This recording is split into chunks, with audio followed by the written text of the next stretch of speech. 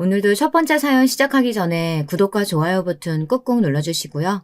그럼 오늘의 사연 바로 시작해 볼게요. 안녕하세요. 저는 40대 흔한 남자입니다. 사실 흔하다는 표현을 해야 할지 뭐라고 해야 할지 잘 모르겠어서 이런 표현을 썼는데요.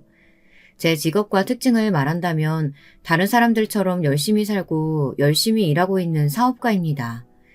도전하기를 좋아하고 뭔가에 열중하면 꼭 이루겠다는 의지가 남들보다 조금 더 강한 축에 속하는 것 같습니다.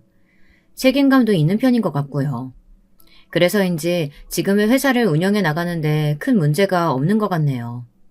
일단 제 직업 이야기는 여기까지로 하고요. 사연을 쓰게 된 계기에 대해 말씀드리고 싶은데요. 원래도 저는 이 사연 채널의 빅팬이긴 하지만 사연자로서 이 글을 쓰게 된 건 저희 가족 구성원 중 한 명 때문입니다. 왜 집집마다 문제 있는 사람들 한 명씩 있잖아요. 그리고 그거로 인해 말도 많이 나오죠. 저희 집에도 허구한 날 저를 못살게 굴었던 사람이 한 명 있거든요. 그러다 최근에 저희 장인어른께서 절 대신해서 색다른 행동을 하셨어요. 그게 이 사연을 쓰게 만들었고요. 그러니 오늘 사연은 사이다 글이라고 보셔도 될 것 같습니다. 사실 한 사람의 인생 이야기로 하기엔 드라마틱한 일도 많고 사건 갈등도 많았으니 아마 흥미로워서 끝까지 듣게 되실 텐데요. 혹여나 일이 있으시다 하더라도 주의 깊게 끝까지 들어주신다면 감사하겠습니다. 먼저 저는 꽤나 좋은 처가를 가진 사람인데요. 이것이 제 인생의 가장 커다란 복이라고 봐도 무방합니다. 왜냐하면 저는 날 때부터 부모 복이 없는 사람이었거든요. 저희 어머니와 아버지는 자식을 방치하는 부모님이셨고 집안은 중상층 수준이었습니다. 그런데 여러분, 꼭 부유한 집이라고 자식 키우기 좋은 환경 아닌 거 아시잖아요.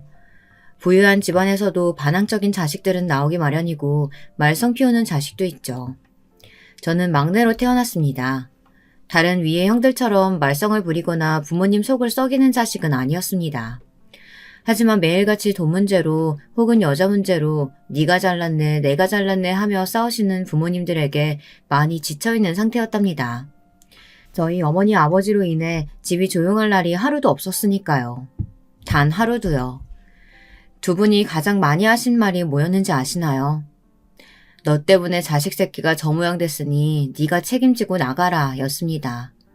서로에게 탓을 돌리기 바빴고 형들이 삐뚤어진 것에 대해선 아무도 자기 자신 스스로를 돌아보려고 하지 않았습니다. 게다가 저희 아버지는 무역사업을 하시는 분이었는데요. 여자를 꽤나 밝히셨습니다. 이건 저희 할아버지 때부터 내려온 어떤 기질 같은 건데요. 저희 할아버지도 여자를 집안에 그렇게 들여 할머니 속을 문드러지게 했다고 하시더라고요. 그래서 할머니가 아버지한테 바람만은 피지 말라고 결혼할 때 그런 말씀을 하셨다고 합니다. 그럼에도 아버지는 그 기질을 쏙 빼닮아 이곳저곳 다니며 바람을 피우시고 다녔습니다. 그걸 꼭 어머니에게 들키고 마셨죠. 당신 미쳤어? 아니 지금 여자 끌고 이 시간에 들어온 거야? 나 속 쳐다 죽는 걸 보고 싶어서 이래? 당신은 이래서 안 돼. 이래놓고 무슨 나한테 자식 교육을 운운해. 너나 잘해 이 자식아. 너부터 인간이 돼야 자식도 인간이 될 거 아니야. 어느 날 저희 어머니가 이렇게 악에 받쳐 소리를 지르는 것에 놀라 잠에서 깨어 나가보니 아버지와 술집 여자처럼 보이는 상간녀가 술에 잔뜩 취해 우리 집안 현관에 들어와 있더라고요. 너무 놀라 우뚝 서 있는 제게 그 상간녀는 아버지가 제 칭찬을 많이 한다는 어처구니 없는 말이나 늘어놓고 있었고요. 저는 무서워 그 길로 도망가 침대 밑에 숨어버렸습니다. 너무 무서웠어요. 그 여자를 쫓아내고 나서도 어머니와 아버지의 전쟁 같은 싸움은 계속되었어요. 당연한 수순처럼 말입니다. 저는 매일 그 싸움의 틈바구니에서 늘 가슴 졸이며 언제 두 사람이 안 싸울지 우리 집엔 평화라는 것이 언제 생기게 될지 그것만 바라고 있었죠. 그런데 어느 순간 이런 깨달음이 너무도 자연스럽게 찾아오더라고요.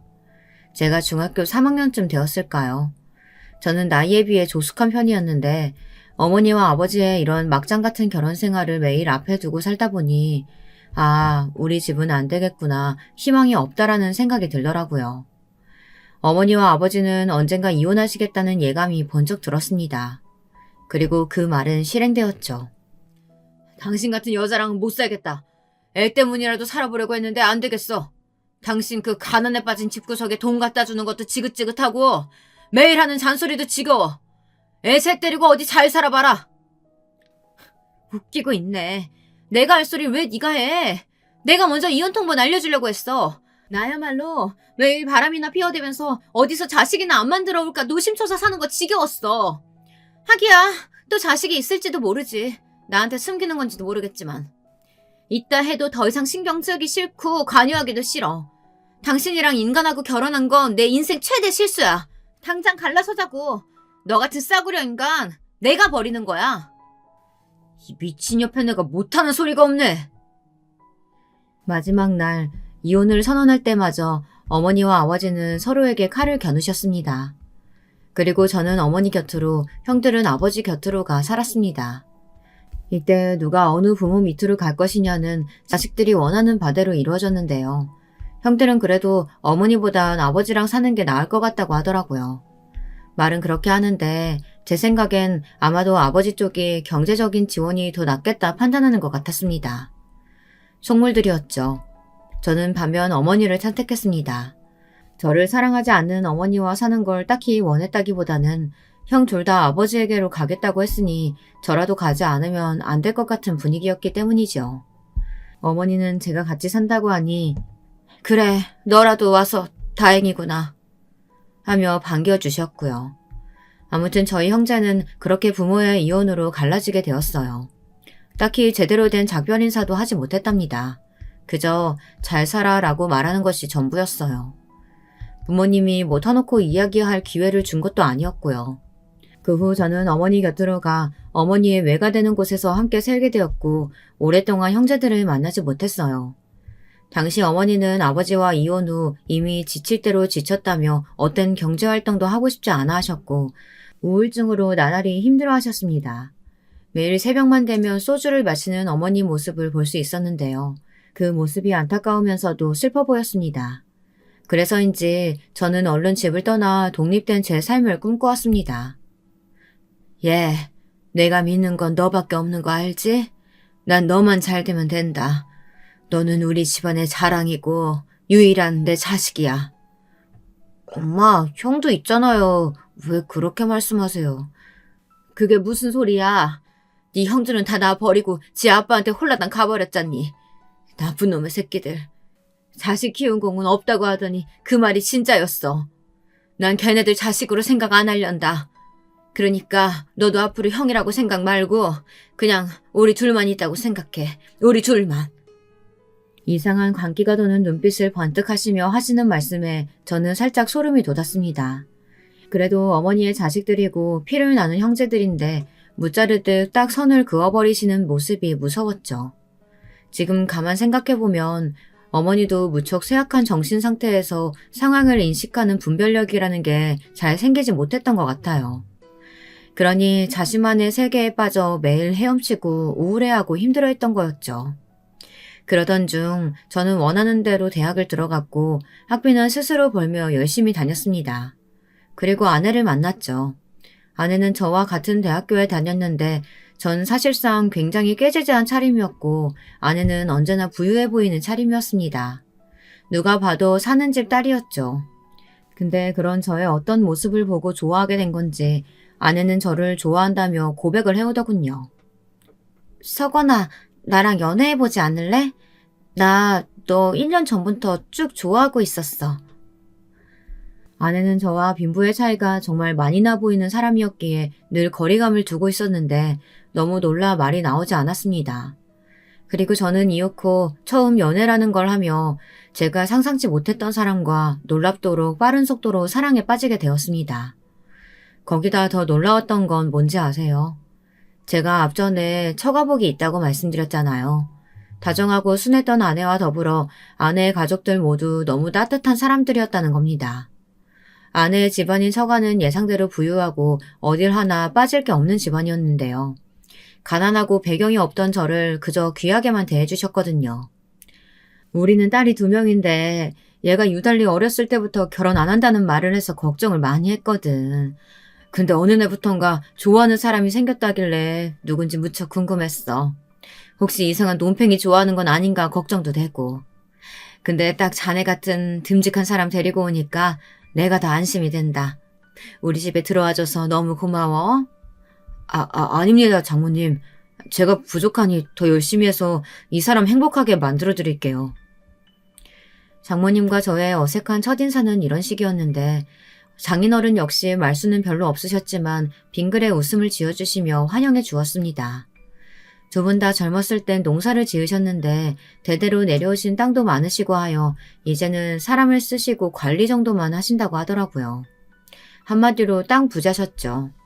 정확히 알 수는 없었으나 아내에게 들은 정도만 따져봤을 때 정말 저와 차이가 많이 나는 집이었습니다.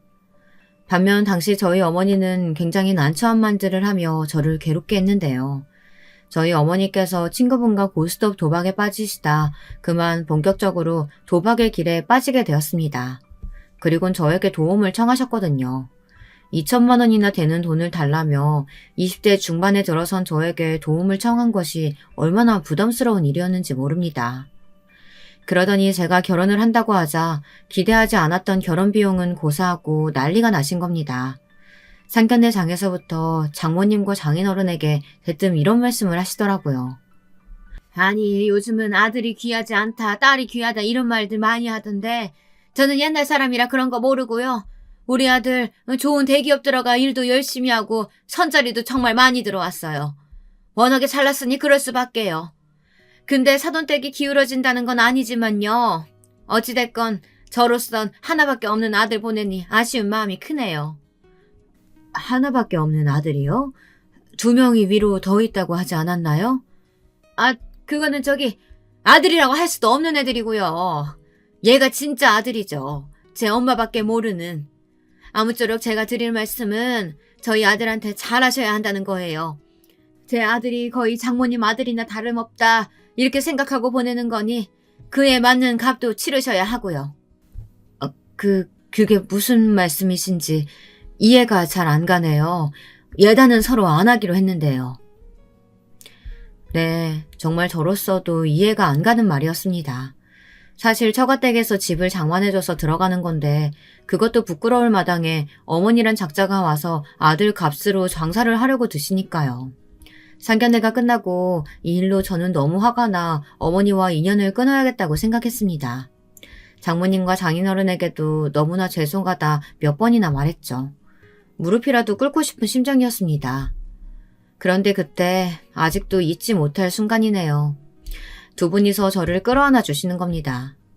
그러면서 하시는 말씀이 딸아이에게 들어 어느 정도 알고 있다며 고생 많았다고 하시는 거예요. 그가 너무 고생스러웠다고 들었어. 우리 딸애가 말은 많지 않아도 나는 다 알고 있었거든. 오늘 보니 우리 사이가 얼마나 힘들었을지 예상이 가네. 그간 고생 많았어. 이제는 정말 우리 아들이라고 생각하고 받아들일 테니까 죄스러워할 것도 없고 용서 빌 것도 없어. 감사합니다. 뭐라고 말씀드려야 할지 모르겠어요. 너무 감사합니다. 제가 눈물을 뚝뚝 흘리며 얼굴을 못 들고 있자 장모님이 저런 말씀으로 저를 일으켜주시는 겁니다. 장인어른 역시 따뜻한 눈길로 이 상황을 바라보고 계셨죠. 여기에 저는 내가 드디어 진짜 가정을 만났구나, 좋은 사람들을 만났구나 하고 하늘에 감사할 수밖에 없었답니다. 저희 어머니는 그 후로도 끊임없이 돈 요구를 하셨습니다. 제가 좋은 집에 장가간 걸 알게 된 이상 가만히 있을 어머니가 아니셨죠. 언제 어디서 돈이 떨어지나 기다리고 있는 사람처럼 처가댁에 무슨 행사만 있으면 참석하려 들고 저희 아내와 저 사는 집까지 들러서 반찬 핑계로 집 앞에 죽치고 앉아있더라고요. 묻는 게 지겨워 비밀번호를 알려주었더니 글쎄 일주일에 5번은 집에 와 계시고 저희 아내는 또 오죽 얼마나 괴롭히는지 모릅니다. 시집살이라고 하죠. 우리 귀한 아들 잘 대접해야 한다며 아내를 시집살이 시키려 들더군요. 우리 아들 시금치도 못 먹는데 왜 시금치 같은 걸 만들고 그러니? 살림 하나도 똑부러지게 못하면 아내로서 자격 박탈이야. 아님 너 지금 잘 사는 집에서 살았다고 유세라도 떨고 싶은 거야? 고기 반찬 만들라고 내가 몇 번이나 말했니? 어머님 그게 아니고요. 제가 저번에도 말씀드렸다시피 이희가 고기를 안 좋아해서 만든 거예요. 저도 어머니가 자꾸 이러시니까 스트레스 받아요. 요란도 떤다. 네가 고기 굽기가 귀찮은 거겠지. 어디 내 아들 탓하고 앉아있어. 어머니 그만하세요. 저희 어머니 대단하시더군요. 그때 제가 못 참고 그랬습니다. 인연 끊기로 결심한 거 이제 정말이지 끊어내야겠다고요. 엄마, 나 도저히 엄마 받아줄 수가 없어요.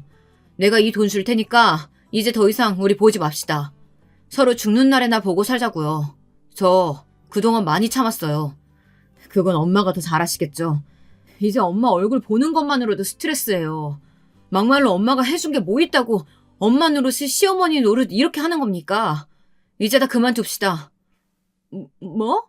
너 어떻게 엄마한테 어떻게 그런 말을... 저희 어머니는 뒤로 넘어갈 기세를 보이셨지만 저는 그대로 쭉쭉 말을 이어갔어요.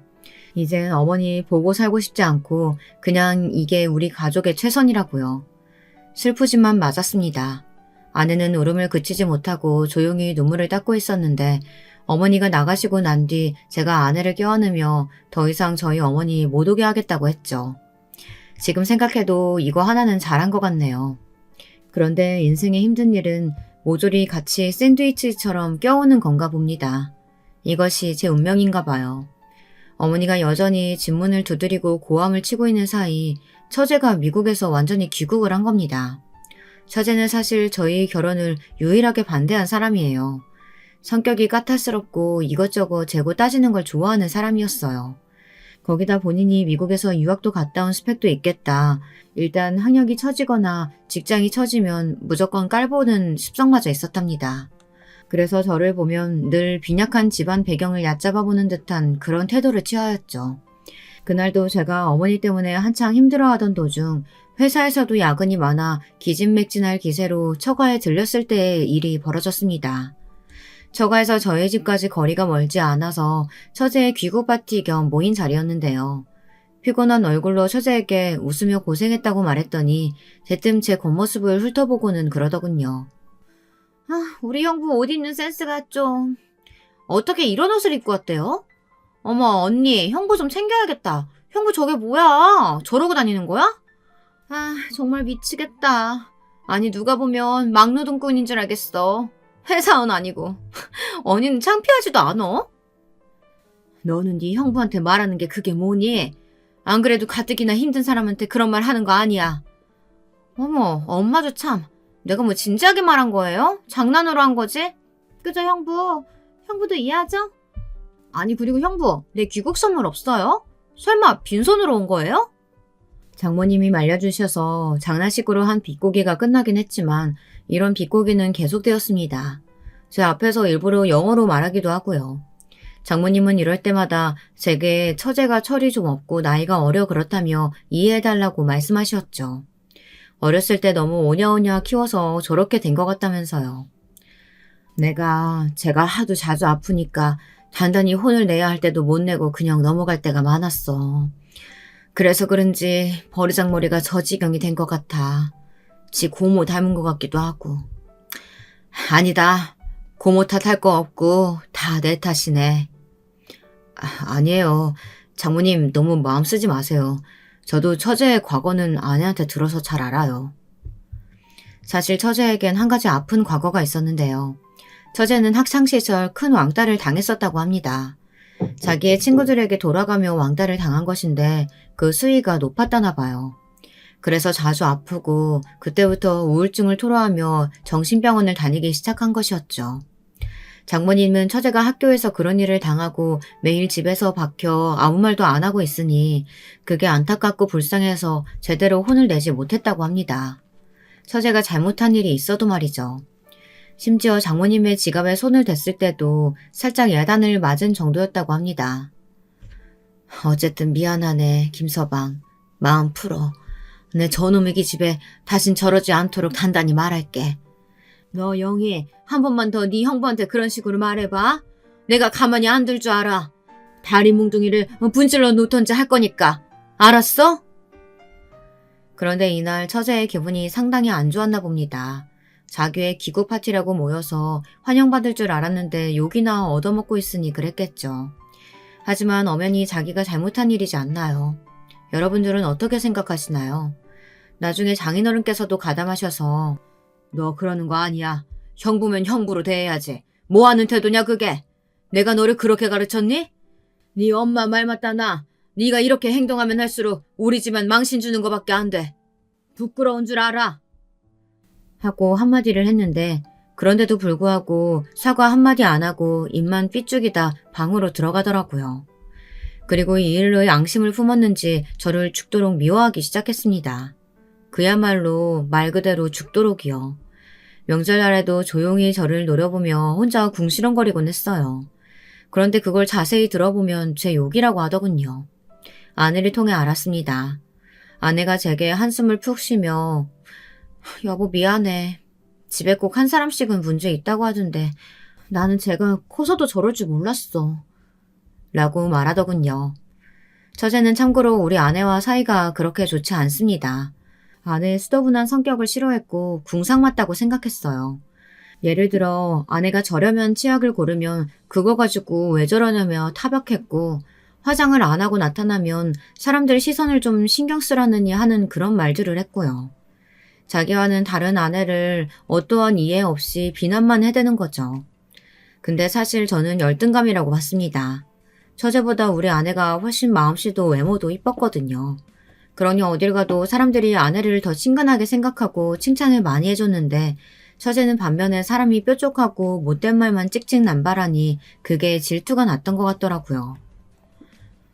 양이 쟤는 나도 못 말려. 그래서 당신이 어머니 문제에 나서준 것처럼 나도 내 동생 문제에 노력해볼게. 그래, 근데 너무 애쓰지 마. 나도 장모님이랑 장인어른 그리고 당신이 외로 내 편 들어주고 해줘서 기분 상하지 않았으니까. 저는 정말로 그랬습니다. 그땐 처가 식구들 모두 처제 빼고 저를 응원하고 지지해줬으니 괜찮았어요. 근데 처제 한 사람이 더 딸려오니 상황이 달라지더라고요. 어느 날 처제가 30대가 넘어가더니 결혼하겠다고 남자를 한 명 데려온 겁니다. 저에겐 처제의 남편이니 동서이죠. 동서라는 호칭이 어색하기도 하고 집안에 같은 남자 한 명이 더 온다고 하니 반갑기도 하고 여러 가지 마음이었는데요. 그래도 제가 손윗 사람이니 먼저 친근하게 다가가 주자 생각했어요. 처음이면 아무래도 이래저래 어색하고 적응하는 게 어려울 테니까요. 허나 동서는 제가 생각했던 사람과 완전히 다른 사람이었습니다. 딱 잘라놓고 말해 심각했어요. 처제의 허영과 사치에 10배 정도 부풀려 놓은 사람이었달까요. 왜 처제가 동서에게 반했는지 알겠더라고요. 첫날 저희 장모님 장인어른을 뵈러 왔을 때부터 꽤나 껄렁거리는 자세로 들어와서는 집을 쭉 한번 살펴보더니 묻지도 않은 자기 경력이며 집안 배경에 대해 설명하기 시작하는 겁니다. 동서는 정형외과 의사였는데 자신의 집안 전체가 모두 의사 집안에 친척들은 법조계에 몸을 담고 있다고 하더군요. 아, 다들 사람들이 제 배경 들으면 놀라더라고요.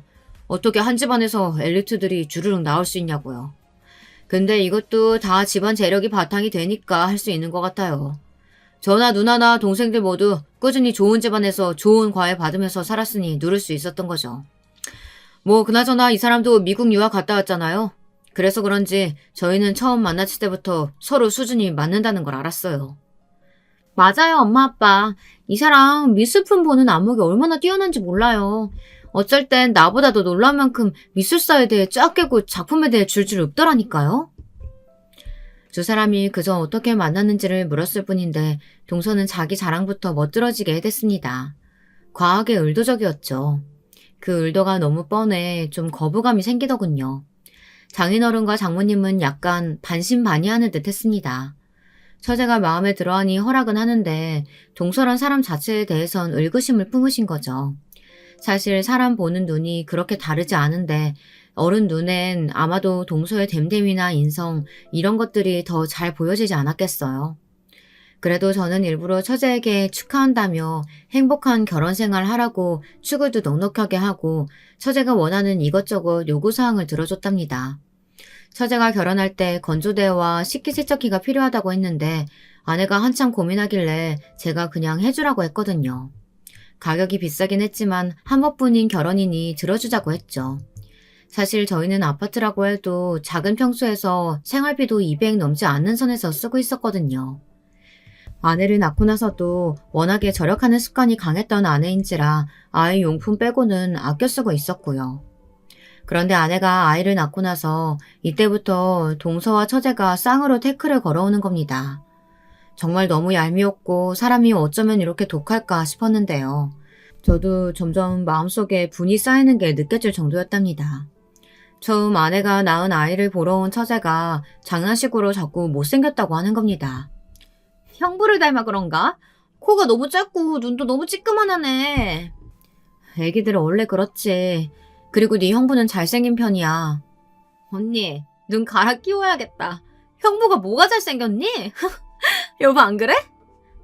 형님, 제가 뭐라고 해야 될지 모르겠네요. 맞다고 하면 기분 상하시려나?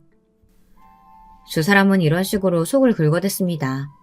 기분이 별로 안 좋긴 했지만 아이도 있었고 해서 차마 넘기기는 했죠. 근데 저희 딸아이가 커가면서 걷는 게 좀 느리고 언어가 좀 늦으니까 옆에서 자꾸 문제가 있는 거 아니냐, 학원이라도 보내야 하는 거 아니냐며 온갖 간섭을 하는 겁니다. 에휴, 정말 묻지도 않는 조언이랍시고 옆에서 3시간, 4시간 해주는 사람들 얼마나 짜증나는지 여러분들은 혹시 경험해 보셨나요? 저는 단단히 경험했습니다. 물론 동서도 한몫했죠. 동서는 슬그머니 이런 말까지 얹더라고요. 제가 이혼 가정에서 자랐다는 걸 듣고 말입니다. 형님, 아버지 역할도 중요해요. 형님이 좋은 가정 환경에서 자라시지 못한 거 들었거든요. 배우지 못하셨을 수도 있지만 형님이 아버지 역할 잘해주셔야 한다고요. 혹시 또 알아요? 애들 엇나가는 거 순식간이거든요. 듣기로는 형님이 이혼 가정에서 자랐다고 하던데. 동서, 물론 나도 알고 있지. 내가 그걸 모를 리가 있나. 근데 이혼 가정에 대한 편견 같은 거 있나?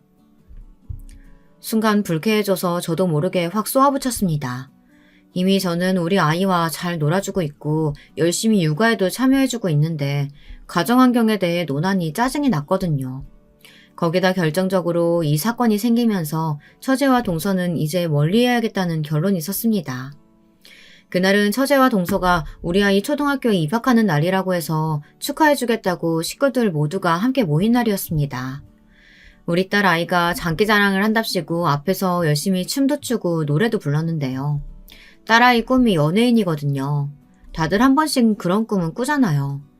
특히 어린 아이들이 TV나 이런 곳에 노출되다 보니 딸아이도 연예인을 하고 싶어 했는데요.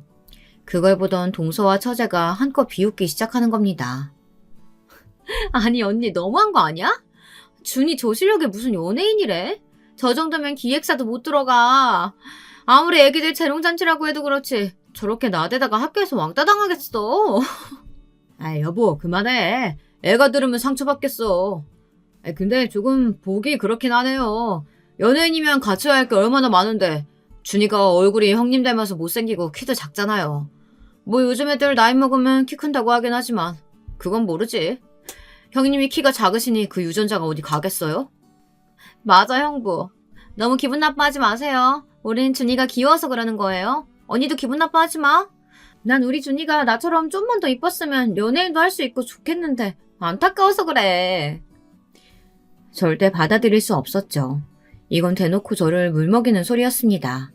말이 먼저 나가더군요. 저기요 처제 동서. 지금 우리 애한테 뭐 하는 짓입니까? 어른이 되어서 이게 지금 말이 된다고 생각합니까? 잘했다고 박수 쳐주진 못할 망정 뭐가 뭐 어째요? 처제는 그럼 지금 그렇게 본인 얼굴에 만족해서 매일 성형외과 다니면서 얼굴 뜯어고치고 그러는 겁니까? 동서도 그런가요? 한순간에 분위기가 험악해졌고 딸아이는 결국 울고 말았습니다. 동서와 처제가 깔깔거리며 저딴 소리들을 늘어놓으니 결국은 딸애를 울리고 만 거죠.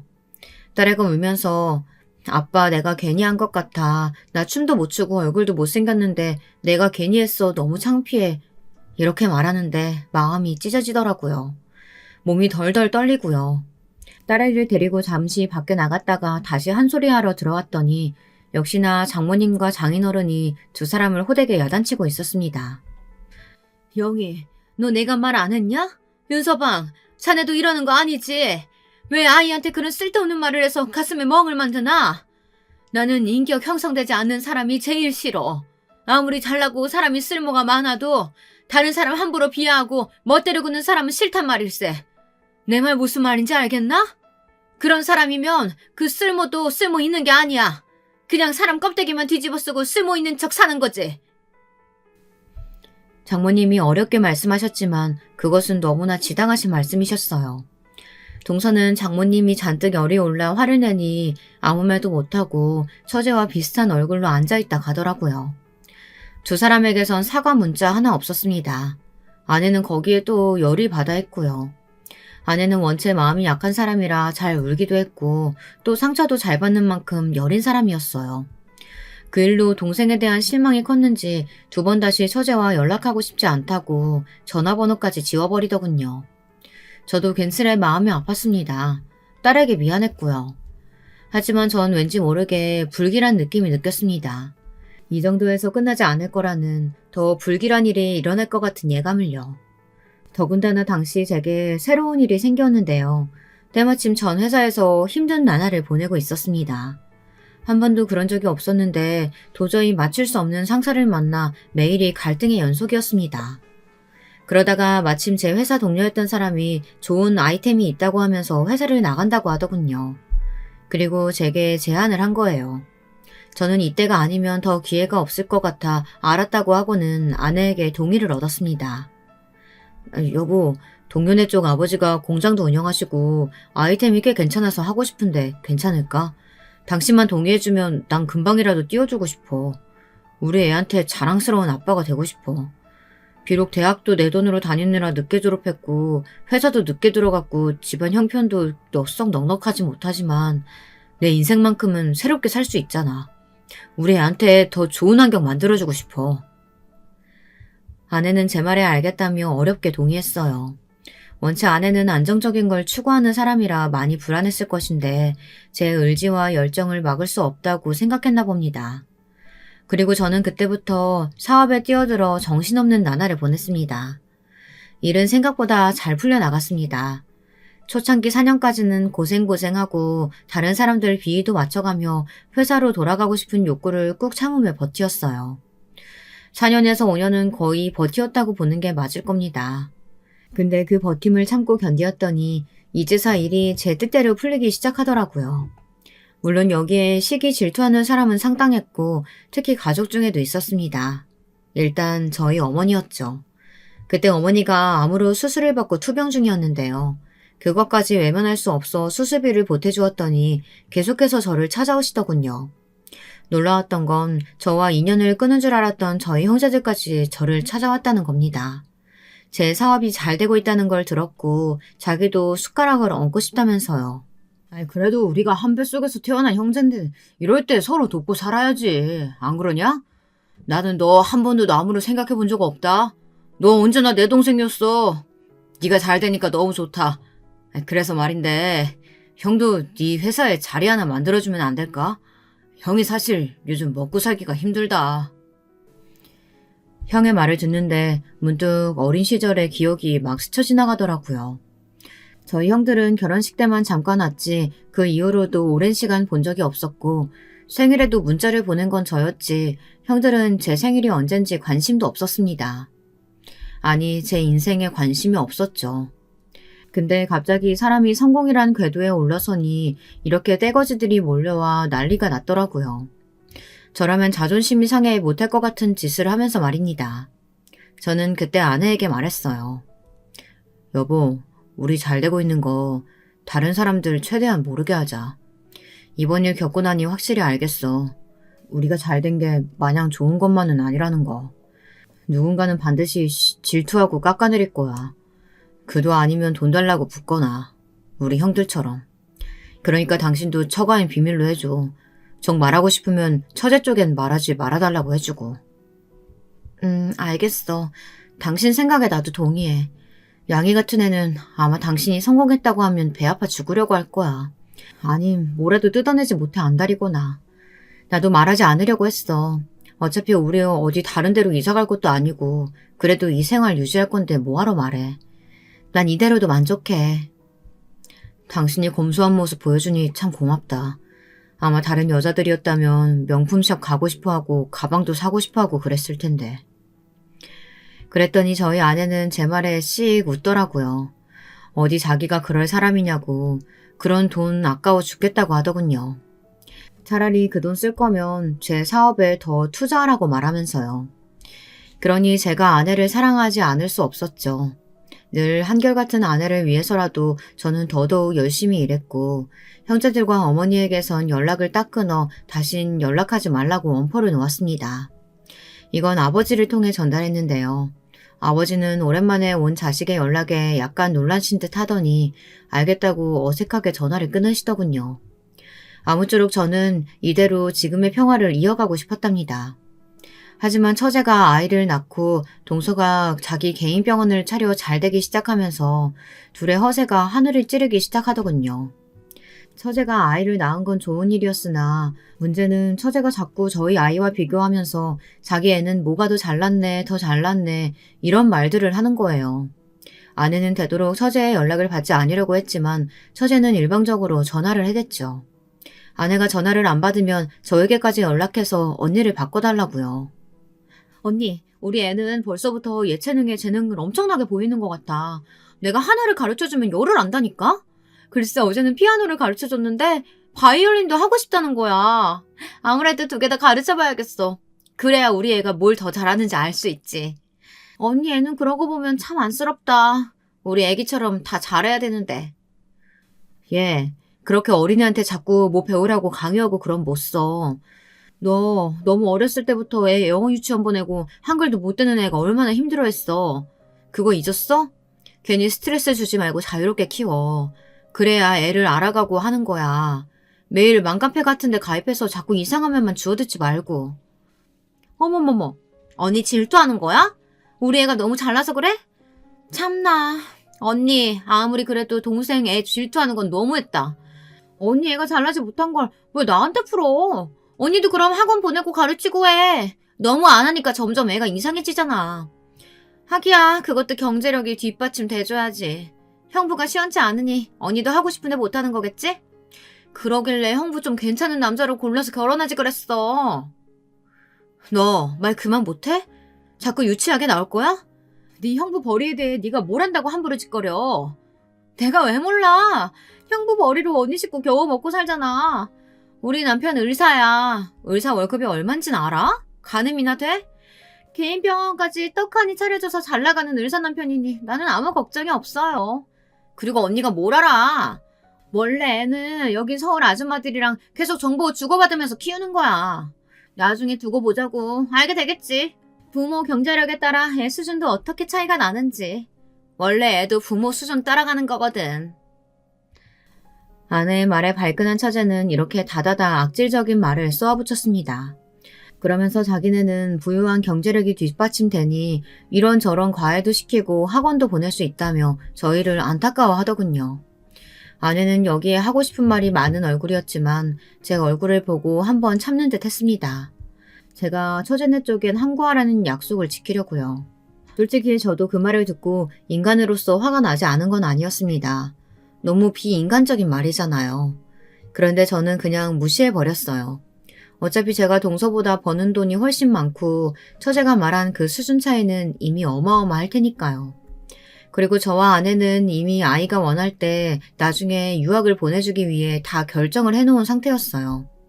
그 때문에 더 그런 말들에 발끈하지 않았습니다. 사실 열등감이 있고 자격지심이 있는 사람들이 발끈하고 곱씹고 힘들어하는 거지. 저희는 이미 충분히 행복하고 다 갖춰져 있었습니다. 그러던 어느 날 대형 사건이 일어나고 말았습니다.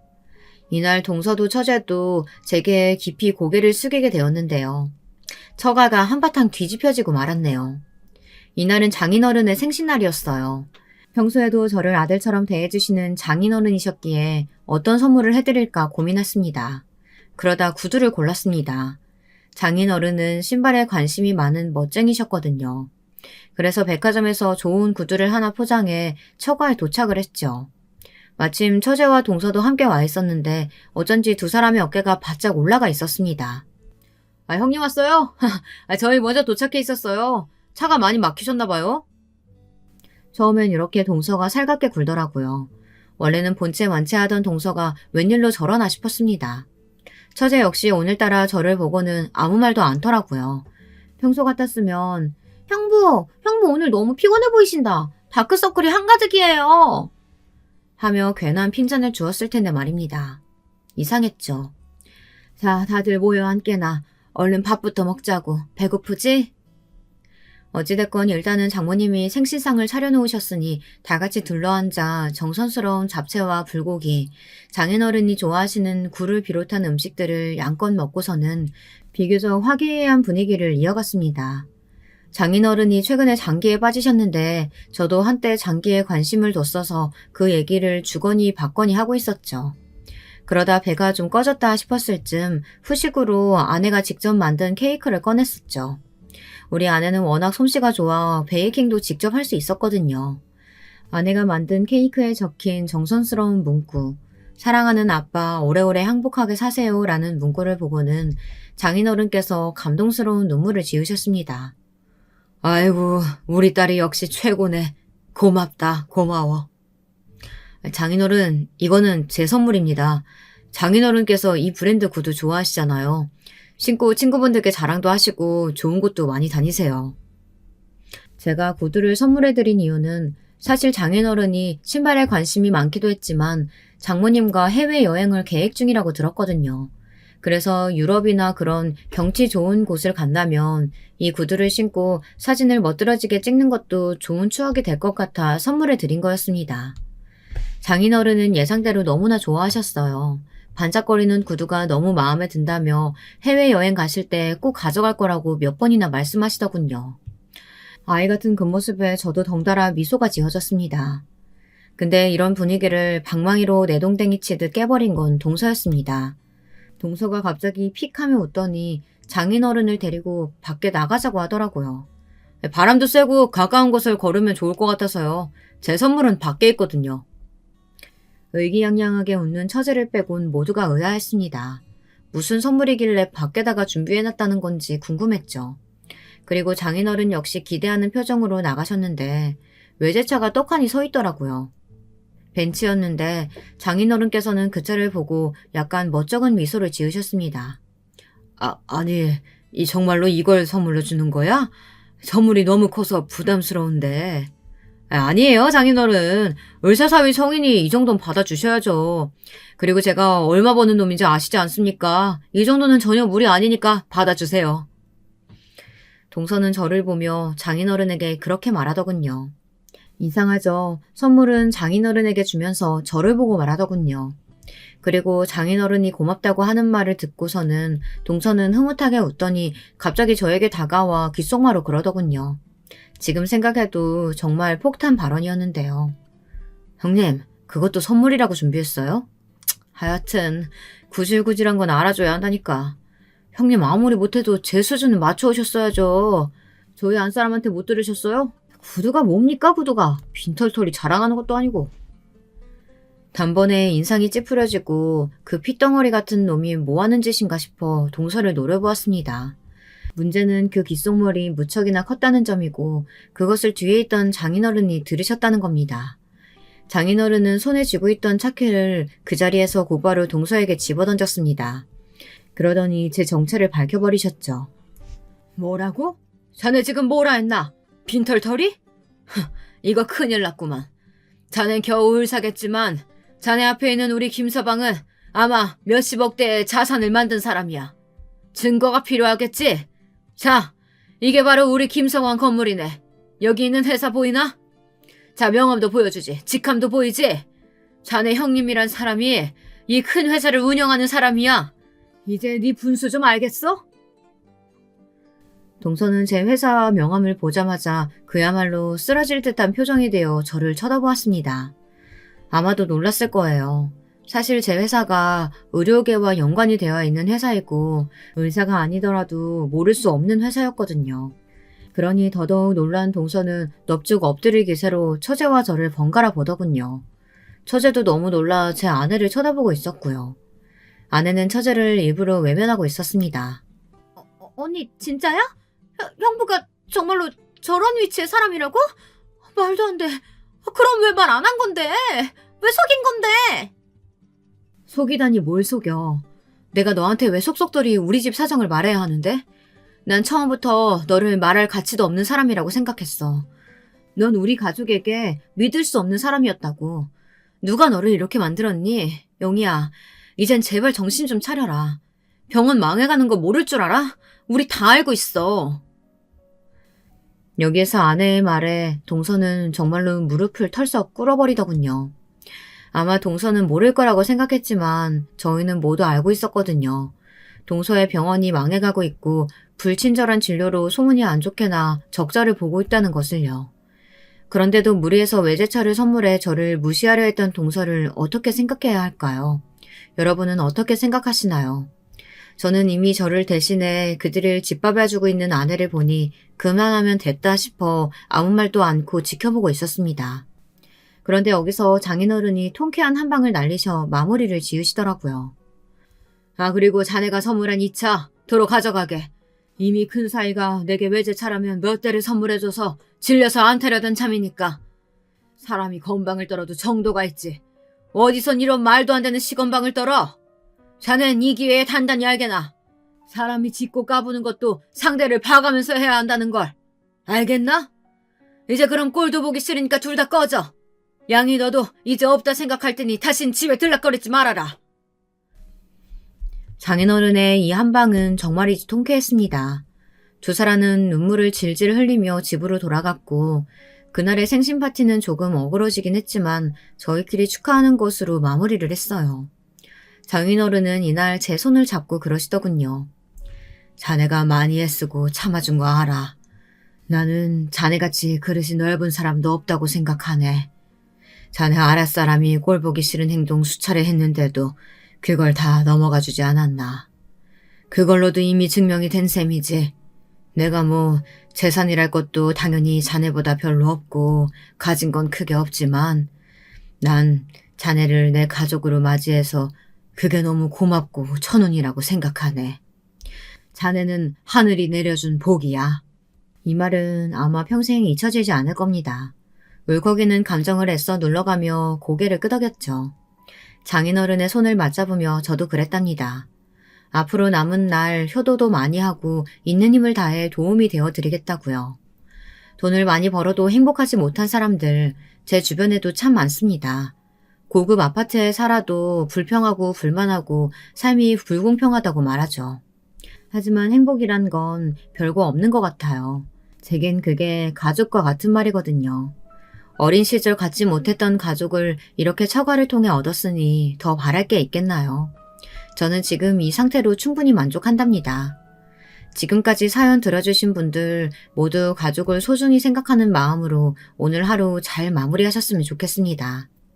사랑합니다. 여러분, 두 번째 사연 시작하기 전에 좋아요와 구독 꼭 눌러주실 거죠?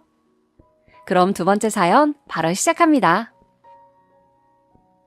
안녕하세요. 저는 평범하고 특색 없는 여자 사연자입니다.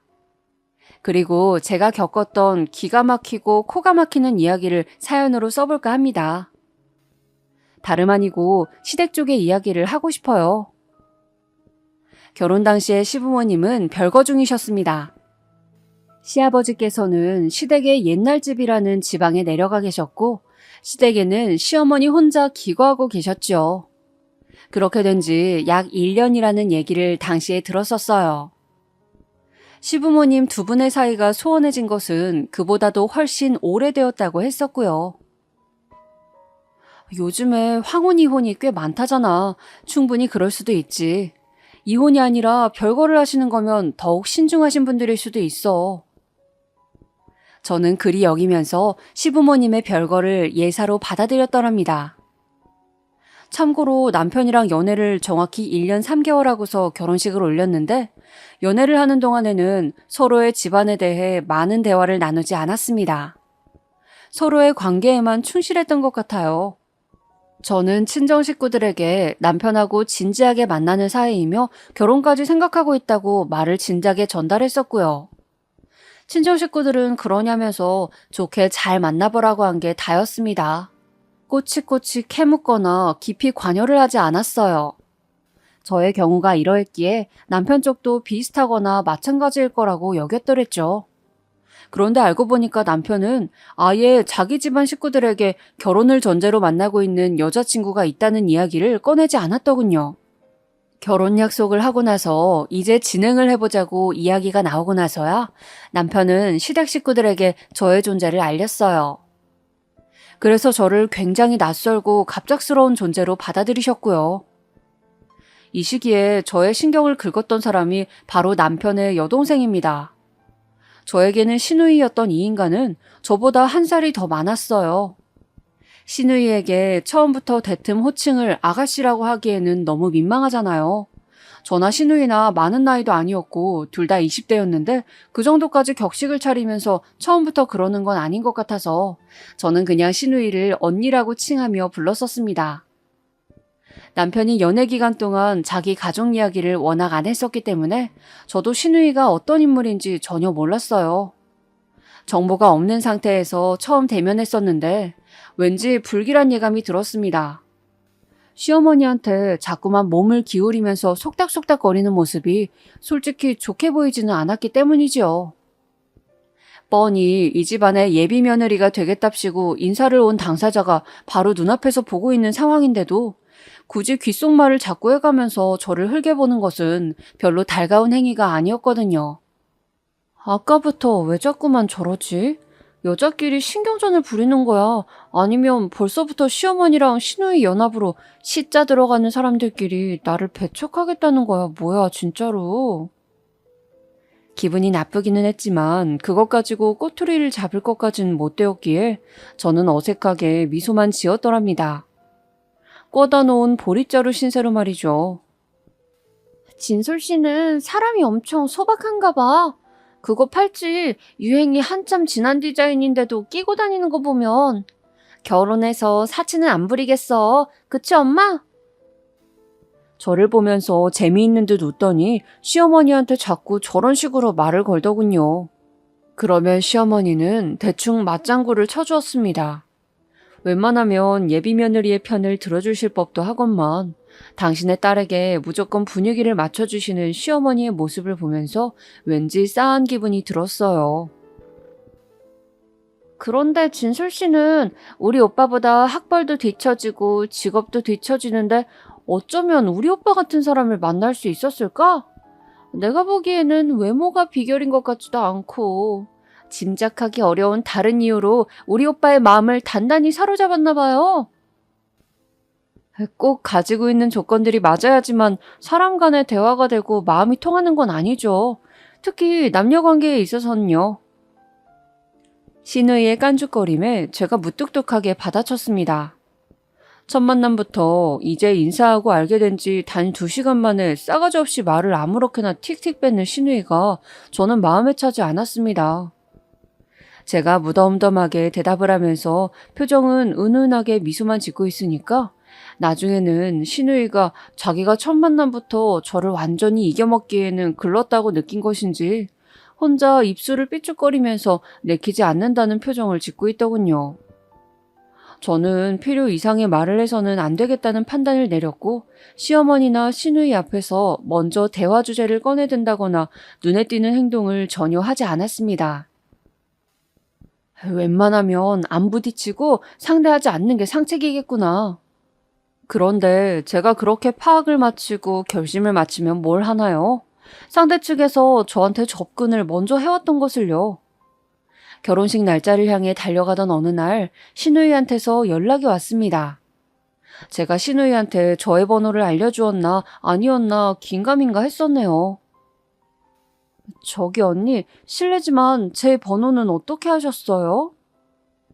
아, 우리 오빠 휴대폰에서 내가 찾아봤어요. 역시 저는 알려준 적 없었건만 시누이가 멋대로 알아낸 것이었더군요. 조금 황당한 채로 왜 연락하셨냐고 물었더니 시누이가 갑자기 무게를 잡으면서 이렇게 말하는 것입니다. 근데 진솔 씨, 우리 오빠한테 혹시 뭐 숨기는 구석은 없겠지? 네? 숨기는 거라뇨? 어떤 걸 말씀하시는 거예요? 여자한테 숨기고 싶은 게 뭐겠어. 과거를 말하는 거지. 우리 오빠 키도 크고 덩치도 커서 그렇지 마음만은 소녀 감성 뺨치는 사람이야. 굉장히 속이 여린 사람이고 남을 등쳐먹는 건 꿈도 못 꿀 성정이거든. 그래서 연애를 많이 해본 것도 아닌 걸로 내가 알고 있는데 진솔 씨는 우리 오빠 만나기 전에 연애를 몇 번이나 해봤어? 아니, 난데없이 그런 질문은 저한테 왜 하는 것인지. 당황하면서도 저는 남편이 연애 상대로는 딱 3번째였다고 솔직하게 말을 해주었죠. 그랬더니 신우이가 의심하는 목소리를 내는 거예요. 정말? 확실해? 혹시 더 있는 건 아니야? 제가 이런 걸로 왜 거짓말을 하겠어요. 저 인기 많은 여자도 아니었고요. 그냥 남들처럼 평범하게 보통 수준으로 연애하면서 살아왔습니다. 보통 수준이 뭔데? 진솔 씨가 생각하는 그 기준이 뭐야? 네? 그냥 남성 편력 없이 마음이 닿아서 상대와 교제를 하는 그런 모습 아닐까요? 아, 그래? 진솔 씨는 그러면 전에 만나본 남자들하고 연애 기간이 얼마씩 됐어? 어느 정도까지 진지한 관계였어? 와, 신우이가 이런 것들을 저한테 물어보더라고요. 도대체 자기가 뭔데 남의 연애사를 그 정도까지 물어보는 건가요? 정말 기가 막혀서 제가 대답했습니다. 저 죄송한데요. 왜 제가 일일이 답변을 해드려야 하는 걸까요? 그런 것들이 제가 결혼하는 것과 무슨 상관이 있어요? 나로서는 신중할 수밖에 없지. 진솔 씨, 요즘에 더러운 과거를 지닌 여자들이 얼마나 많은 줄 알아요? 그런 거 숨기고 결혼하면 상대방은 얼마나 억울하겠어요. 나는요, 우리 오빠가 그런 여자랑 결혼하는 꼴 절대 못 봐요.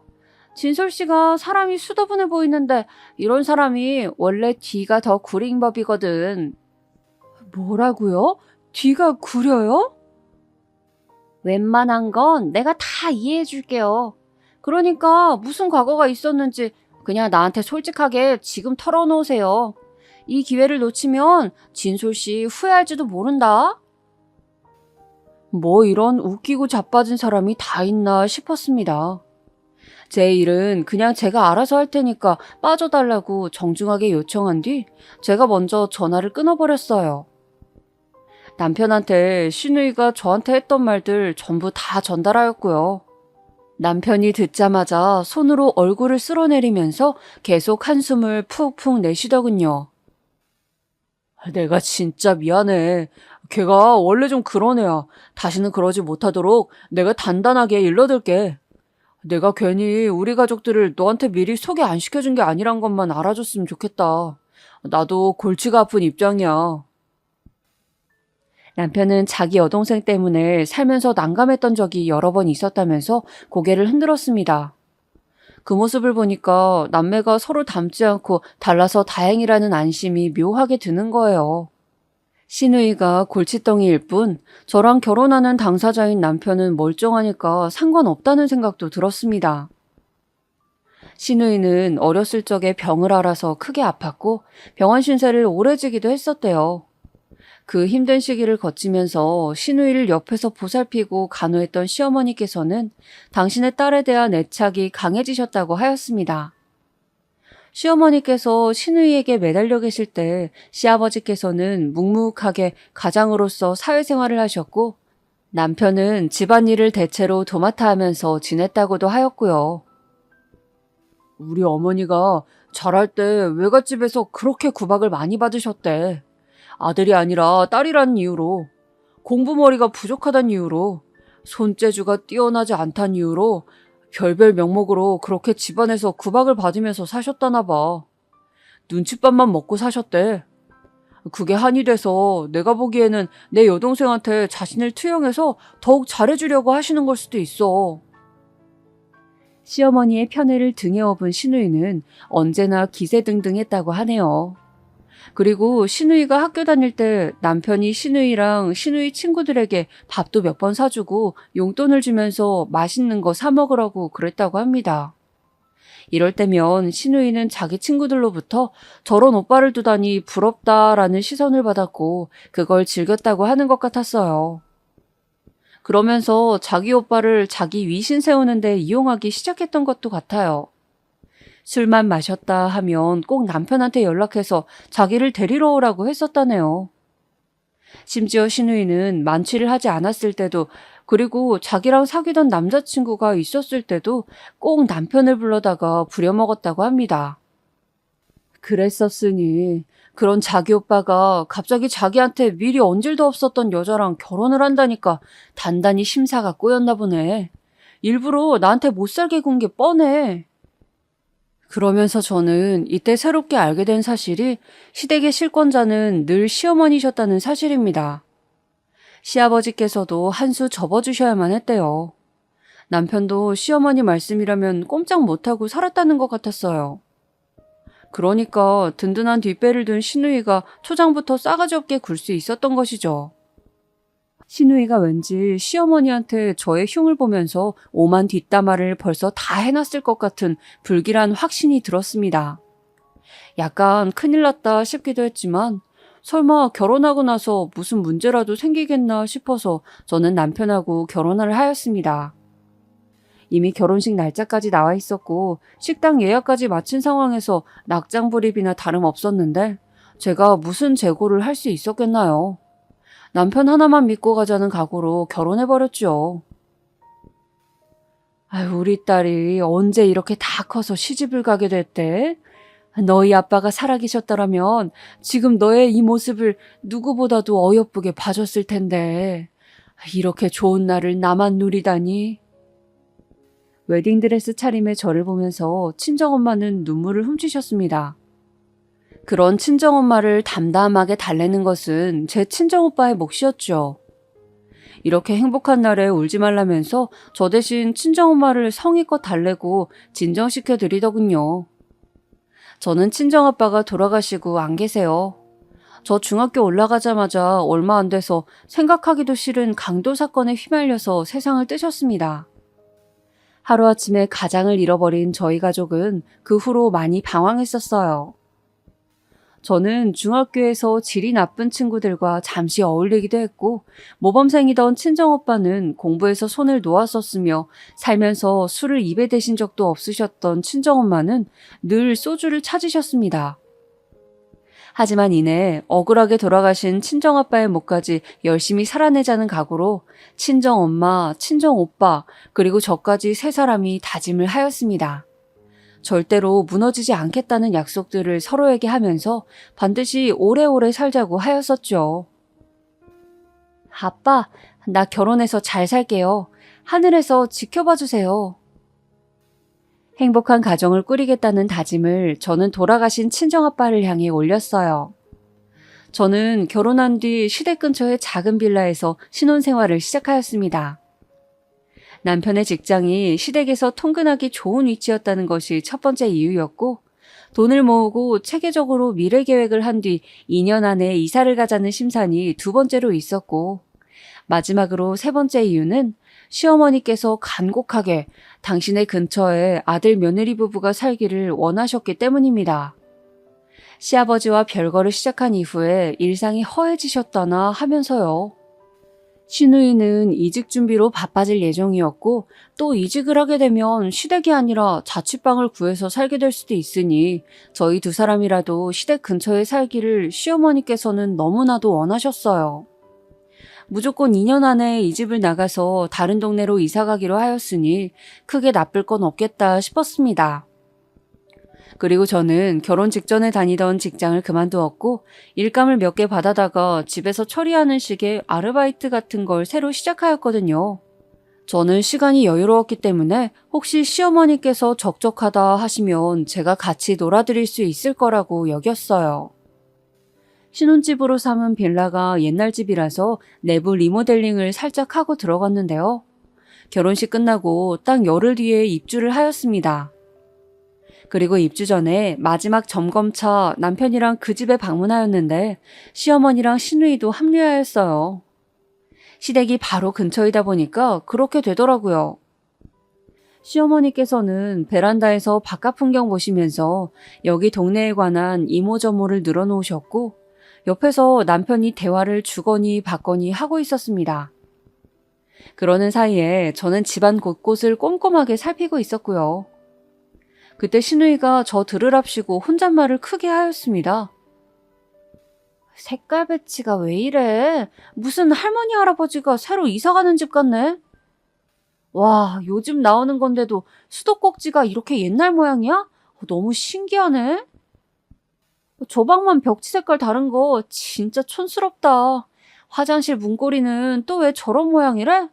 아휴, 나 같으면 당장 바꿨다. 자꾸 이런 말들을 중얼거리면서 집안을 활보하는데 저도 모르게 주먹이 불끈 쥐어지더군요. 기어이 신우가 저를 보면서 아예 대놓고 진솔 씨는 미적 감각이 좀 떨어지는 사람 같아. 하긴 옷차림새며 꾸미고 다니는 것만 봐도 알 것 같긴 해. 집안 디자인하는 것도 정말 시대에 뒤떨어지게 하는구나. 이러기도 힘든데 정말 대단하다. 이런 말을 웃으면서 하는 겁니다. 제가 바로잡고 가야 할 것 같아서 신우이한테 그랬어요. 아가씨, 저는 아가씨의 오빠랑 결혼한 사람입니다. 호칭 똑바로 해주세요. 그리고 제가 아가씨보다 나이는 한 살 어릴지라도 엄연히 이제는 제가 아가씨보다 손윗 사람인 점 그 머릿속에 새겨주셨으면 좋겠네요. 참나 웃긴다. 그럼 내가 뭐라고 불러야 되는데? 모르셔서 묻는 거예요? 당연히 저한테 새언니라고 불러주셔야죠. 반말 찍찍 날리는 것도 그만해 주시고요. 사람 비꼬는 말도 자제해 주셨으면 합니다. 그거 되게 교양이 없어 보여요. 그랬더니 신우이가 화들짝 놀라더니 이내 얼굴에 열이 오르는 게 보였습니다. 얼굴이 화끈거릴 만큼 순간적으로 수치심이라도 들었었나 보죠.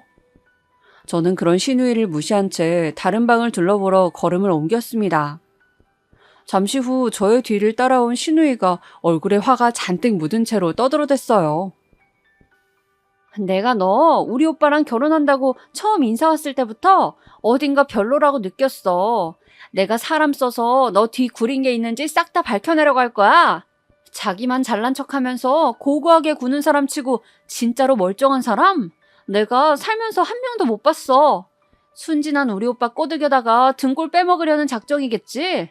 너 구린 구석이 있나 밝혀지면 그때 한번 보자고. 사기 결혼 반드시 내가 취소시킬 테니까. 혼자서 북치고 꽹과리치고 얼쑤 하는 모양새에 어이가 없었습니다. 무슨 망상증에 걸린 환자라도 보는 줄 알았어요. 제가 대단한 인물도 아니건만 자꾸 뒤가 구린 게 있다고 믿으면서 헛소리하는 게 짜증스럽기도 하였고요. 열받아서 저도 신우이에게 한 방 날려줬죠. 자꾸만 이상한 추측을 하시는데 그러는 아가씨야말로 진짜 과거가 더러우신 거 아닌가요? 내 과거가 더럽다니? 너 그게 무슨 소리야? 그렇잖아요. 자기가 떳떳한 영역에는 신경을 안 쓰게 되어 있거든요. 그런데 자꾸 아가씨가 과거가 있다느니 어쩌느니 하시니까 저로서는 의심이 갈 수밖에 없네요. 아가씨가 옛날에 이상하게 사셨기 때문에 지금 저한테 이렇게 구시는 게 아닐까 싶어져요. 속된 말로 먼 눈에는 뭐밖에 안 보인다고도 하잖아요. 제 말이 끝나기가 무섭게 신우이는 저의 머리채를 잡았습니다. 제가 놀라서 비명을 지르자 남편이 달려왔어요. 무슨 일이냐고 묻는 남편 앞에서 엄청난 연기력을 발휘한 신우이가 갑자기 울음을 터뜨렸습니다.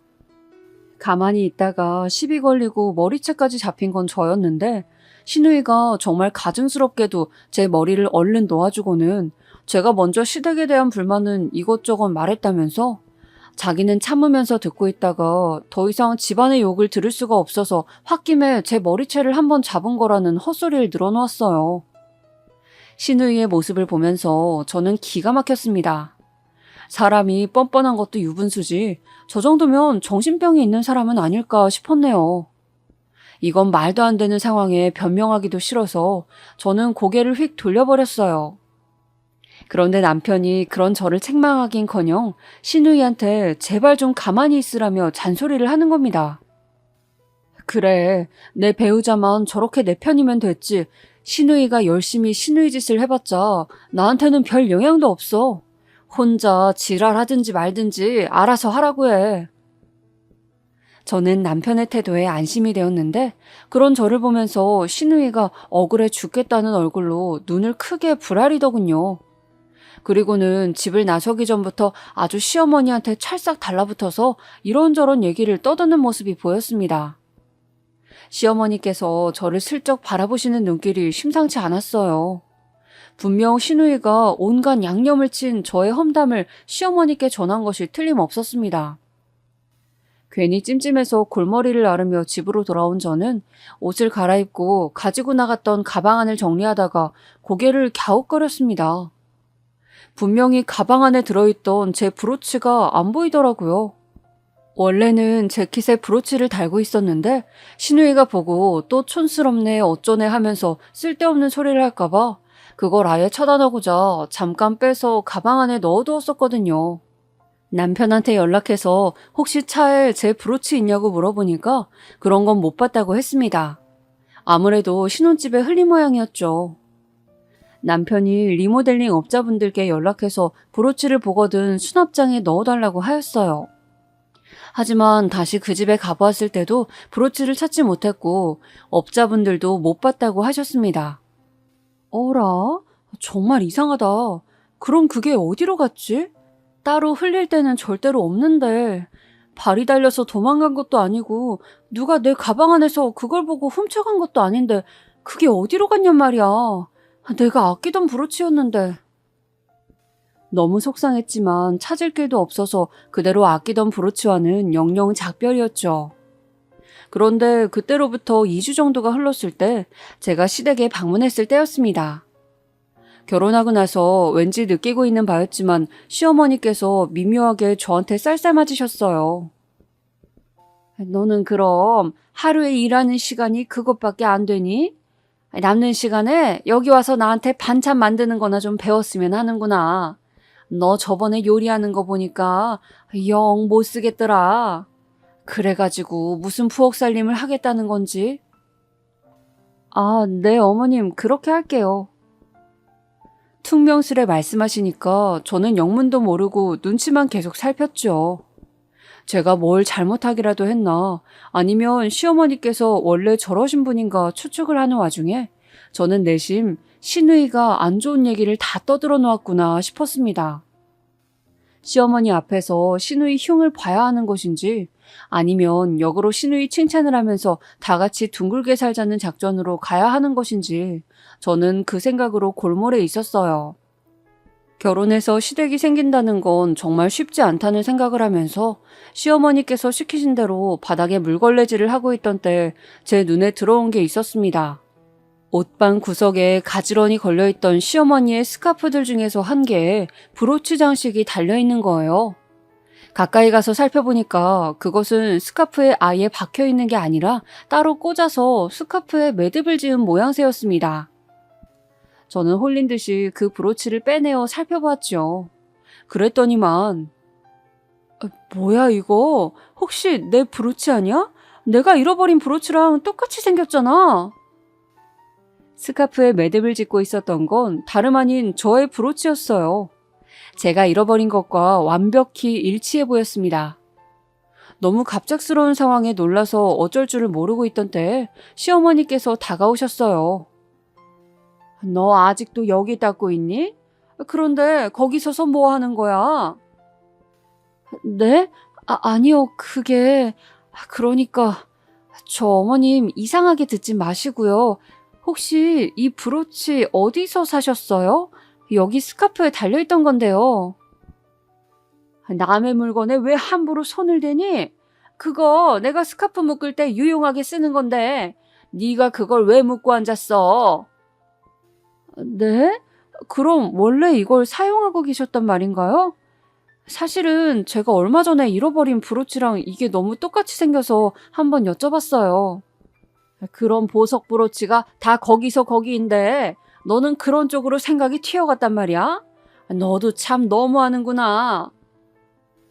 시어머니의 지적에 저는 순간 내가 실수했구나 싶어졌습니다. 말씀대로 그 브로치는 단순한 디자인이었기 때문에 어렵사리 접할 만한 건 아니었어요. 한때 유행했던 디자인이기도 했고요. 그때 많이 팔렸다면 시어머니께서도 동일한 걸 구입해 두셨을 가능성은 얼마든지 있었죠. 시어머니께서 저를 실망하신 눈치로 쳐다보시길래 저는 민망해져서 얼른 브로치를 원래 스카프 자리에 꽂아두었습니다. 저는 그걸 황당한 우연이라고 여기며 넘겼습니다. 그 동네에 적응을 해가면서 이곳저곳 단골 삼을 만한 가게들도 많이 알아놓았고요. 남편하고도 무탈하게 잘 지냈고 하는 일도 적당해서 좋았습니다. 문제가 있다면 시어머니와 시누이였죠. 그 두 사람은 완벽한 연합작전으로 저를 배척하고 있는 것이 분명하였어요. 시누이가 저에게 막말을 쏟아내면 시어머니께서는 말리시거나 혼내시진 않고 너무 그러지 말고 앞으로 친하게 지낼 생각만 해라는 식으로 훈수만 두셨습니다. 학교에서 동급생한테 얻어터진 아이한테 선생님이 때린 친구랑 둘이 화해하고 앞으로 사이좋게 지내라 라고 불합리한 조치를 내리는 것과 같은 이치였죠. 저는 그 두 사람한테 당할 때마다 슬슬 약이 올랐지만 그 중에서도 압권이었던 것은 시어머니의 고단수였습니다. 우리 진솔이는 이름 따라 진솔해서 사람이 참 올고다 보여. 자기 시누이가 이랬다 저랬다 하는 이야기를 자기 서방한테 미주알 고주알 다 떠드는 그런 가벼운 모습이 없다는 거지. 온종일 힘들게 일하고 집에 들어온 자기 서방한테 쓰잘데기 없는 이야기를 늘어놓는 부인만큼이나 애물단지는 또 없다. 팔을 다듬으시면서 마치 타령을 하듯 그런 말씀을 하시면 그건 저더러 입 다물고 조신하게 지내라는 은근한 협박이지 그게 뭔가요? 정말 치사하게 느껴졌습니다. 시어머니 처음에는 그렇게 안 봤는데 겪으면 겪을수록 저희가 가득하신 분이란 걸 알 수가 있었어요. 그러던 와중에 어느 날 대망의 사건이 터지게 됩니다. 저희 친정엄마, 시어머니, 남편, 저 이렇게 넷이서 돼지갈비를 먹으러 갔어요. 그 식당이 그 동네에서 음식 잘 나오기로 굉장히 유명한 집이었는데 저도 진작에 가보고 싶었다가 이왕이면 친정엄마를 모시고 가고 싶어서 일부러 방문을 미뤄두었던 장소였습니다. 시댁이랑 가까운 식당이었으니 별 도리 없이 시어머니도 모시고 갔네요. 친정엄마를 모시고 같이 돼지갈비집에 가보자고 했을 때 남편이 그러면 우리 어머니도 모시고 같이 가자. 인원도 넷이라서 자리에 앉기가 딱 좋네. 이렇게 반색을 하면서 외치는데 거기다 대고 싫다는 말을 하기가 좀 그렇더라고요. 게다가 저의 대답을 듣기도 전에 남편이 신이 나서는 시어머니께 연락을 하던걸요. 어머니 뭐하고 계세요? 다른 게 아니라 오랜만에 우리 거기 돼지갈비집에 가볼까요? 우리 거기 안 가본 지 꽤 됐잖아요. 그리고 장모님도 같이 모시고 가려고요. 혼자서 시어머니께 다 떠들더군요. 그래서 넷이 돼지갈비를 먹으러 가게 되었던 것입니다. 유명한 집답게 식당 규모가 굉장히 널찍했고요. 4인석 창가 자리에 앉아서 맛있게 갈비를 구워 먹기 시작했어요. 남편이 고기를 구우면 제가 친정엄마랑 시어머니 드시라고 고기를 앞으로 다 챙겨드렸죠. 두 분께서는 적당히 서로 덕담도 주고받으시면서 제 예상보다 좋은 분위기를 형성하셨습니다. 어머, 사부인, 손가락에 반지 그거 엄청 고급스러워 보이네요. 무늬도 없고 깔끔한 것이 오히려 더 비싸 보이는데요? 순금 반지여요? 한창 식사 자리가 무르익고 있는데 시어머니께서 문득 친정엄마의 왼손 검지에 끼워진 반지를 보면서 그렇게 물어보셨습니다. 그러자 친정엄마는 쑥스러운 듯 미소를 지으시면서 대답해 주셨죠. 아, 네.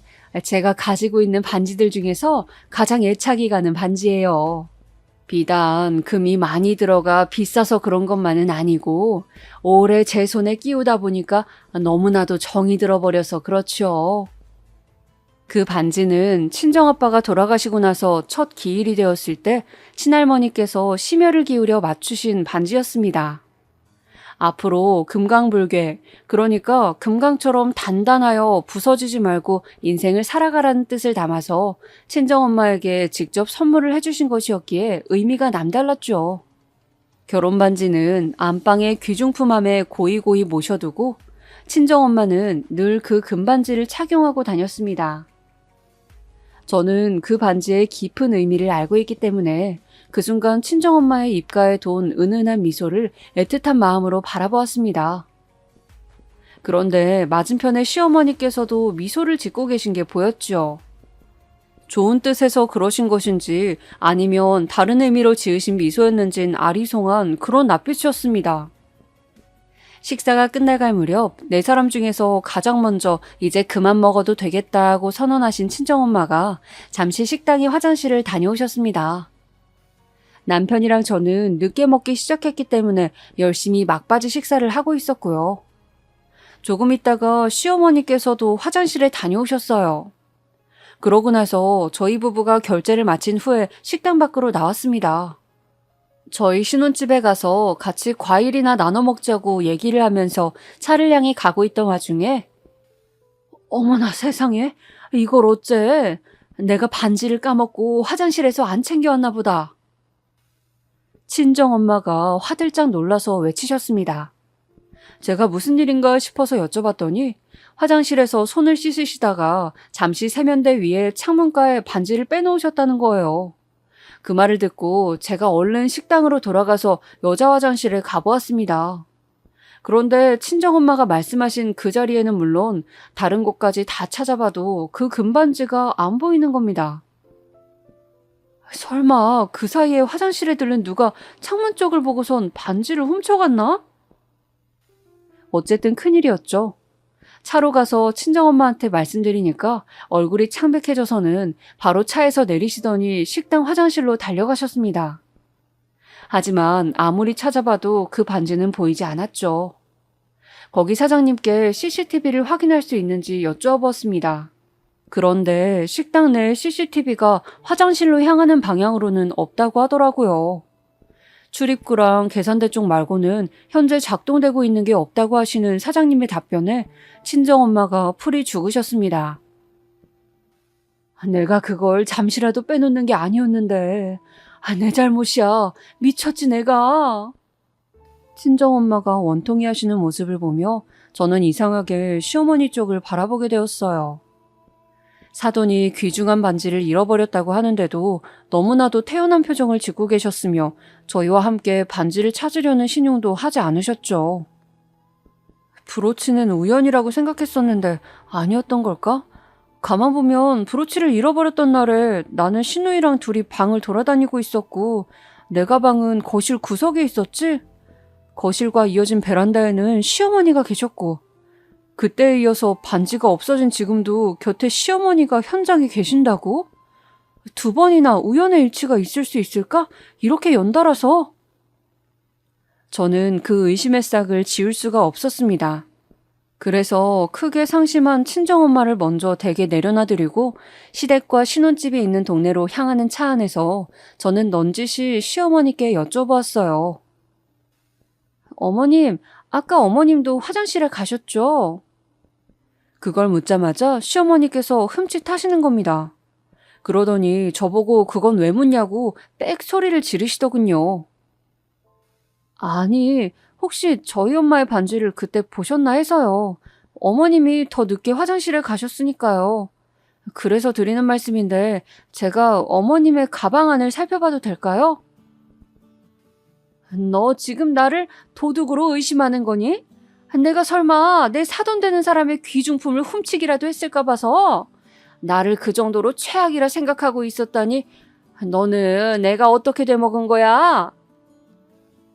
어머님께서 떳떳하시면 그냥 보여주시면 될 일 아닐까요? 저도 어머님을 의심하긴 싫어서 이렇게 하고 나면 의문이 말끔하게 해소될 것 같아서 그런 겁니다. 저랑 시어머니가 묘한 대치를 이루었고 운전하고 있는 남편은 어쩔 줄 몰라 했죠. 이윽고 시어머니께서 당신의 가방을 조수석에 있는 저한테 휙 던지셨어요. 저는 그 손가방 안을 면밀히 뒤져보았습니다. 그리고는 낙심했어요. 시어머니께서 입으신 옷에는 주머니가 달려있지도 않았죠. 저는 입술을 꽉 깨물면서 시어머니께 가방을 돌려드린 후 정중하게 사과를 드렸습니다. 의심을 지우고 싶어서 그랬다고 변명을 드렸지만 시어머니께서는 저를 쌀쌀맞게 째려보신 후 차에서 내려 댁으로 들어가셨죠. 한 번도 안 돌아보시더라고요. 그 일 때문에 남편과는 왠지 모르게 어색해졌죠. 다짜고짜 시어머니를 범인으로 몰아가는 저의 모습을 보면서 자기는 충격을 받았고 크게 실망하였다고 하더군요. 그리고 그 계기로 저는 시어머니로부터 모진 시집살이를 당해야만 했습니다. 아주 본색을 드러내시면서 저를 갈구시더라고요. 네가 내 아들보다 돈을 많이 벌어오기를 해? 아니면 더 좋은 학교라도 나왔기를 해? 하나부터 열까지 내 아들보다 훨씬 뒤처지는 데다가 그런 자기 분수에 맞지도 않게 참한 며느리 노릇까지 하지 않으려고 드니 너처럼 아나무인으로 구는 며느리가 또 어디 있겠니? 말대꾸 안 하고 저는 시어머니께서 시키시는 일을 고분고분하게 해내었지만 그럼에도 저한테 저런 핀잔을 매일같이 주셨습니다. 한 귀로 듣고 다른 한 귀로 흘려듣는 것도 하루 이틀이지 계속 듣다 보니까 사람 미칠 것 같더라고요. 그 가운데 정말 얄미웠던 것은 시누이였는데요. 역시 교육은 우리 엄마가 최고야. 시어머니 공경할 줄 모르는 새언니라 해도 변하지 않고는 못 베길걸요? 새언니 얼른 개과천선하셔서 우리 진짜로 한 가족이 되어봐요. 내가 열심히 기다릴게요. 쓸모없는 헛소리를 정성스럽게도 나불거리더군요.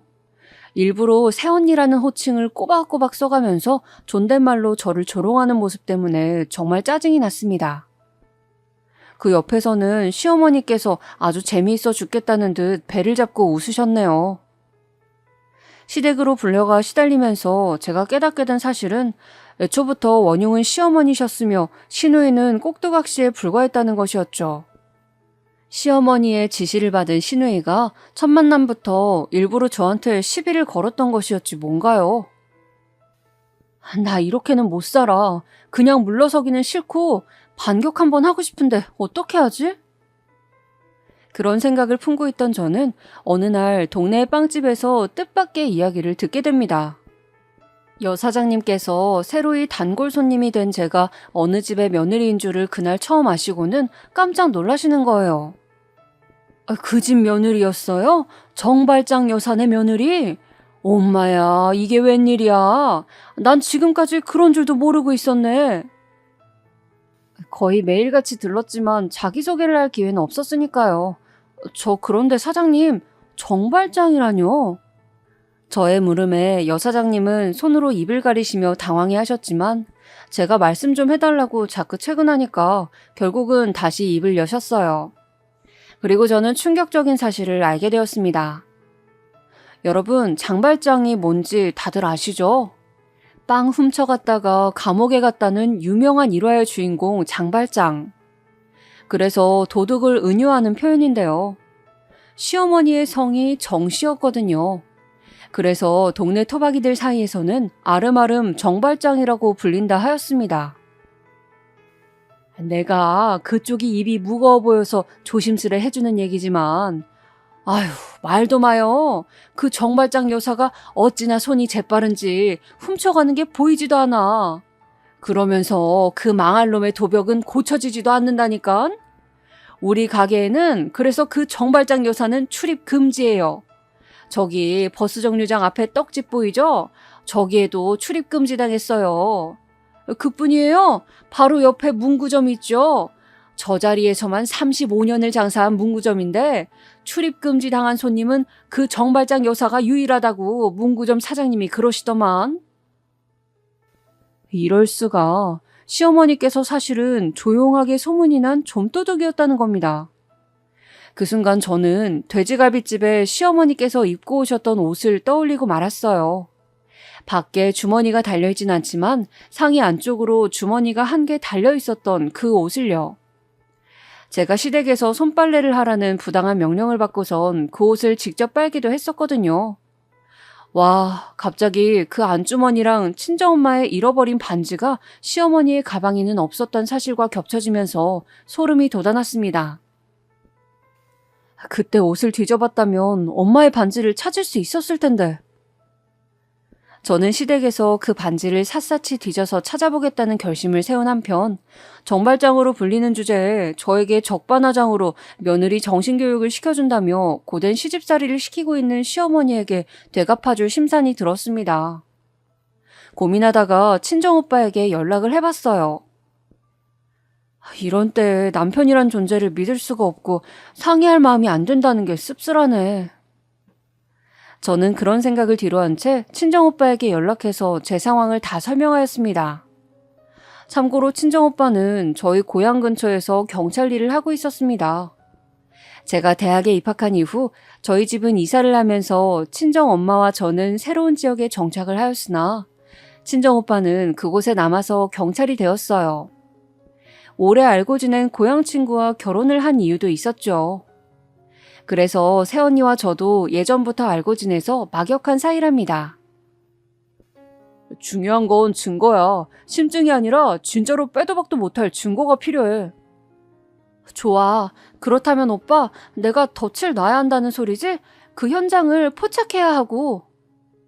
그래. 그리고 웬만하면 네가 아니라 다른 사람을 통하는 게 좋겠어. 친정오빠의 조언에 따라서 저는 계획을 세웠습니다. 개인 카페를 운영 중인 친구에게 도움을 청해서 각본을 짰어요. 그리고 저는 일부러 시어머니와 시누이에게 납작 엎드린 채 전에 없이 고분고분한 태도를 취하다가 이렇게 말을 했죠. 제 지인이 하는 카페가 있는데 친한 사람은 아니지만 한 번은 가서 팔아주고 싶다. 같이 가주시면 맛있는 커피랑 케이크 대접해드리겠다. 이런 말로 꼬셨습니다.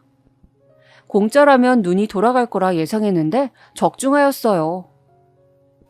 아, 그래? 장사가 잘 안 돼서 네가 팔아주고 싶다고? 좋은 취지인 것 같으니 그럼 우리도 따라줘야지. 마지못해 동행하는 것처럼 시어머니께서는 고개를 빳빳하게 드셨죠. 계획의 당일에 그 카페로 향하면서 제가 말했습니다. 장사가 힘든 게 매달 현금 지출이 많아서 그렇다고 하더라고요. 재료비를 빼더라도 매달 월세, 전기세, 수도세 이런 것들이 만만치가 않나 봐요. 그래서 지난주부터는 CCTV도 선을 끊어버렸다고 하더라고요. 한 푼이라도 덜 들이려고 말이죠. 열심히 주절거리면서 저는 특히 강조하였어요. 가게 내에 작동되는 CCTV는 없다고 말입니다. 그리고 도착한 친구의 카페 안에는 사람이 어느 정도 있었습니다. 원래는 잘 되는 곳이거든요. 시어머니랑 시누이가 어리둥절하길래 제가 그랬어요. 아, 저처럼 다 여기 사장을 아는 사람들이 오늘 다 모인 것 같아요. 하나씩 팔아주려는 마음들이죠. 저는 뻔뻔스레 둘러댔고 친구의 지시를 받은 카페 직원이 저희 쪽을 남몰래 주시하였습니다. 이뇨작용에 탁월한 허브차를 마신 시어머니께서는 아니나 다를까 30분 정도가 지나자 화장실을 찾으시더라고요. 제가 일부러 그 차를 추천드렸어요. 스트레스 완화에 좋다는 감언이설을 섞어가면서 말이죠. 시어머니께서 화장실을 가기 위해 자리에서 일어나시자 카페 직원이 재빠르게 움직였습니다. 귀금속과 현금이 든 작은 꾸러미를 얼른 두고 온 거예요. 저는 과연 계획대로 될 것인지 두근거리는 가슴을 안고 있었네요. 잠시 후 시어머니는 화장실에 갔다가 자리로 돌아오셨고 슬쩍 제가 고개를 돌려보자 제 친구와 카페 직원이 저를 쳐다보며 미세하게 고개를 끄덕여 주었습니다. 됐구나. 성공했구나. 그때부터 저는 환호성을 부르고 싶은 걸 억누르며 표정 관리에 힘을 썼네요. 나흘 후 날씨 한번 화창한 오후에 남편에게서 연락을 받았어요. 어머니가 지금 경찰서에 계신데 나는 지금 일하는 중이라서 네가 대신 가서 무슨 일인지 좀 봐줘. 절도라는데 이 무슨 말도 안 되는 일이. 경찰에 절도 신고를 한 제 친구가 CCTV를 제출하였고 당연히 화면 속 절도 범죄자는 시어머니셨던 겁니다. 시어머니께서도 빼도 박도 못하는 증거 앞에서 차마 부정은 못하시고 엉뚱한 곳에 화살을 돌리셨어요. 여자 화장실에 카메라를 달아? 이거 큰 문제 아닌가? 당신 장사 접고 싶어? 화장실 안에 단 게 아니라 문 밖에 단 거예요. 바로 화장실 문 앞에 있던 인테리어 수납장. 거기 위에 중요한 걸 잠시 올려놨다가 깜빡했는데 손님께서 그걸 냉큼 훔쳐가신 거잖아요. 그 내용물을 확인하시자마자 바로 본인의 주머니 속에 넣어버리는 모습 감명 깊었습니다. 한두 푼 하는 것도 아니고 아주 고가의 귀금속과 현금 뭉치였습니다. 그러니 시어머니께서도 당장 눈이 돌아가신 거였고 사안의 중대성도 커진 것이었죠. 그럼에도 반성하는 태도 없이 침을 튀기면서 경찰들에게 삿대질까지 하셨던 시어머니는 끝내 구속까지 되셨습니다. 그 카페 사장, 네가 아는 사람이라며. 네가 거기 가자고 해서 이런 사달이 난 거라며. 네가 어떻게 좀 도와줄 순 없었어? 그 카페 사장을 네가 회유라도 해봤어야지. 그런데 남편은 계속 저를 탓하였습니다. 시어머니께서 그렇게 되시고 시누이는 주인 잃어버린 개마냥 시름시름 앓았는데 그 모습에 남편은 자기 가슴이 찢어진다고 하였습니다. 이미 콩깍지 다 벗겨져 있었던 저는 주저앉고 이혼을 선언하였어요.